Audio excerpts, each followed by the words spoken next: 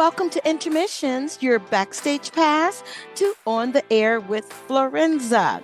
You'll experience bloopers, outtakes, surprises, and all the laughter in between. Intermissions is unscripted, unfiltered, and undeniably Florenza. So put your hands together to welcome today's guest to the show.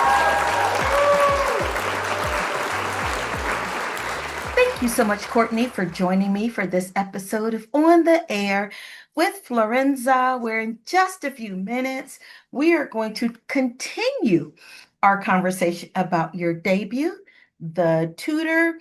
And for the listeners and viewers, especially, you all are going to see me, hear me fangirl when I tell you that I have now assigned myself as Courtney's primary fan member. I am her official #1 cheerleader. And when you guys read this book, you are going to know why. Her writing style, her storytelling is phenomenal. Like literally from the first sentence, you are completely pulled in. Now, Courtney has had a chance to listen to the show, and she knows what she is in for, and she still agreed to come. It's like the most fun podcast ever. What are you talking about? Yes. Before we start, we're going to toast to an amazing show. I have a little mimosa, and you have, now is that the Stanley or is that the Stanley adjacent? The Yeti. That's the Yeti. I live in Florida. We got to keep things cold all the time. Yes, well, cheers. Cheers. Oh, that's kind of good, even though I don't normally drink orange juice. All right. So for our intermissions questions, I have them in the fashion of icebreaker questions. So I think we're going to have fun. Okay. You ready? Yeah. Which character in The Tutor do you think readers will argue about the most? Oh, hands down, Evelyn. Listen, that bird. Oh my Lord. But I couldn't even be mad at Evelyn because I'm Evelyn adjacent. Yeah. In my mind. I pull up in my Rolls Royce with my driver. But anyway, in the Bentley. Thriller writers often research strange things. What's the oddest search in your browser right now? So I kind of came up with this idea. So kind of a side, it's probably whether or not like how many bee stings it takes to kill a person. So I had this situation really happen to me when my son was little. He woke up from his nap. We were in Vermont, and there's a balcony outside of his room, and he'd woken up upset. So I was trying to calm him down. We're out on the balcony, and I'm like, "Look at the trees, look at the squirrels," and we had two chairs out there, but there was double cushions on one. So I went to lift the cushion to put it on the other chair, and there happened to be a yellow jacket's nest, and they just start freaking out. My son was only 2 at the time, so I didn't know if he was allergic. We start freaking out. And then I quickly, got him off and slammed the door. Of course, the door came back open. I'm like ripping his shirt off. We're running away. These things are in my hair. I got stung 15 times.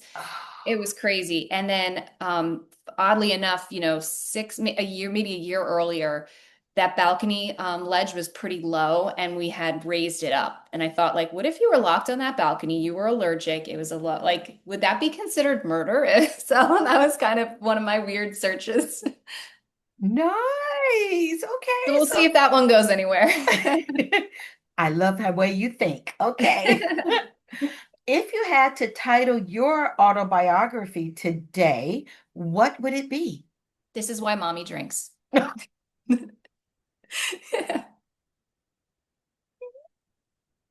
I think that might be taken though. I love it. Can I just say this is why your daughter drinks? We can make it that. Yeah. Okay. What's a fun, harmless secret about you? Fun, harmless secret. So people get kind of surprised when they hear, like, I'll get a lot of people ask me, like, oh, what are your favorite true crime stories? Despite being a crime fiction writer, I really don't like true crime at all because Okay. especially I guess as a mom too, it just resonates with me too much. Yeah. Like I'll put my characters through the ringer, but true crime, it's like, oh God, that really happened to these people. Like, Yes. and it's hard for me to watch. Yeah. Yeah, we watched a Netflix documentary recently, and I know a lot of people did, in reference to the mother catfishing the daughter. Oh, I was crying watching that. I started Listen, crying. Like yeah. I am a weapons girl. I have never, ever in my life wanted to shoot my television sets. So Right? I was looking for things to throw at it. I had to remind myself of how much it cost. But oh my gosh, just seeing her pictures now on social media, just, and I understand the psychology of what is being said, right? But Mhm. at the same time, as a mother of daughters, man, yeah, that one hit me wrong. And Yeah. I love true crime. I have the encyclopedia of serial killers. Actually, I have a copy here. I've got a copy by my bed. My husband says, should he be worried? I tell him, no, just act like you got some sense, and you'll never see that side of me. Yeah. If the tutor had a theme song, what would it be? Um, Maybe Mad World. Yeah, easily.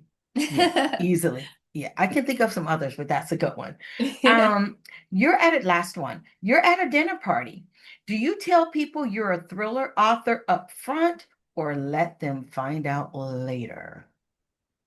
I guess, yeah, I start out by saying I'm a writer. Then it's like, what kind of writer? I write novels. What kind of novels? And then I go mystery thriller. And then the next question usually is like, are you going to scare me or gross me out? Like they want to know, like, are you gory? Are you? Uh-huh, And I tell people, I'm like, I'm right on the in between. I mean, it's not cozy by any yeah, means. It's not light and fluffy, but I don't like torture. I don't like yeah, extreme violence. I just really just like the mystery, yeah, psychological aspect of it. yes. And you do it so well, might I say. Did Thank I you. fail to mention that I'm a fan? And this wraps up our episode of Intermissions, your backstage pass to On the Air with Florenza. Be sure to check out the full interview for this author as well as others on Florenza's podcast, On the Air with Florenza. And until next time, cheers.